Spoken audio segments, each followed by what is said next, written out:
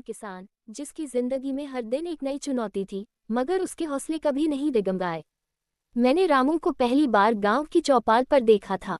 सिर पर मिट्टी से सनी पगड़ी, चेहरे पर हल्की मुस्कान और आंखों में एक अजीब सी चमक, जैसे उसने जिंदगी को पढ़ लिया हो।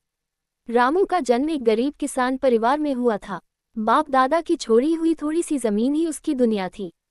जब बाकी बच्चे स्कूल की घंटी पर दौड़ते थे, रामू हल चलाने खेत में उतर जाता था।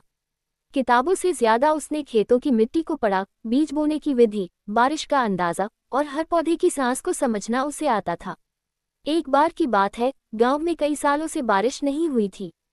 सूखा पड़ चुका था। कई किसान शहर की ओर पलायन कर गए, लेकिन रामू ने गांव छोड़ने से मना कर दिया। बोला, अगर मैं ही हार मान जाऊं तो ये धरती माँ मुझसे क्या उम्मीद रखेगी। उसने कुआं खुदवाया, पैसे नहीं थे तो अपनी गाय बेच दी। रात रात भर खुद मिट्टी खोदता रहा। गांव के लोग मजाक उड़ाते थे, कहते पगला गया है रामू। बारिश नहीं आई, पानी कहाँ से लाएगा। लेकिन रामू ने हिम्मत नहीं हारी। कई हफ्तों की मेहनत के बाद पानी की पहली बूंद उस सूखी मिट्टी से निकली, जैसे माँ की गोद में नींद का पहला सपना। गांव वाले हक्के बक्के रह गए। रामू ने वो कुआं अकेले के लिए नहीं रखा। सबके खेतों में पानी बांटा, जैसे कोई राजा अपनी प्रजा से प्यार करता है। उस साल रामू के खेत सबसे हरे भरे थे। बाकी किसान जो गांव छोड़ चुके थे, लौटने लगे। रामू की मेहनत और जिद ने उन्हें नई उम्मीद दी थी। लेकिन जिंदगी इतनी आसान नहीं थी। अगले साल जब फसल तैयार थी, तो एक रात तेज तूफान आया। आंधी पानी ने सब कुछ तबाह कर दिया। खून पसीने से सींची फसल आंखों के सामने बर्बाद होती देख रामू की आंखों से भी आंसू बहने लगे। पर उसने फिर भी हार नहीं मानी। बोला, फसल फिर बोई जाएगी। मिट्टी मेरी है, मेहनत मेरी है और खुदा भी अपना है। फिर क्यों डरूं। रामू ने अगली सुबह फिर हल उठाया। धीरे धीरे उसकी मेहनत रंग लाई।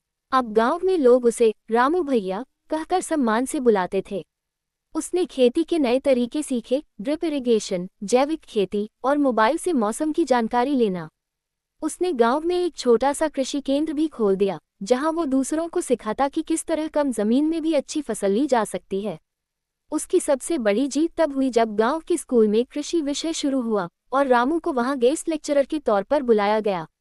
उस दिन वो बच्चों के सामने खड़ा था, जिनकी उम्र में वो हल चला रहा था। उसने मुस्कुराते हुए कहा, किसानी कोई मजबूरी नहीं, ये तो सबसे बड़ा विज्ञान है। धरती से अनाज उगाना, जीवन देना, इससे बड़ा चमत्कार और क्या हो सकता है।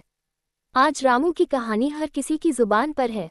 सरकार ने भी उसे सम्मानित किया, लेकिन असली इनाम उसे तब मिला जब उसके बेटे ने कहा, बाबा, मैं भी किसान ही बनूंगा आपकी तरह।